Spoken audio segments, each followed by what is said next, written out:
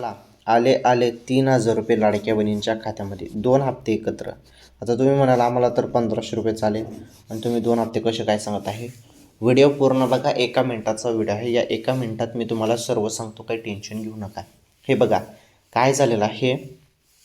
3,000 रुपये सांगत आहे मी तुम्हाला ऑगस्ट आणि सप्टेंबरचे. आता तुम्हाला जे 1,500 रुपये मिळाले ते ऑगस्ट महिन्याचे, मागील महिन्याचे राहिलेले मिळाले, बरोबर.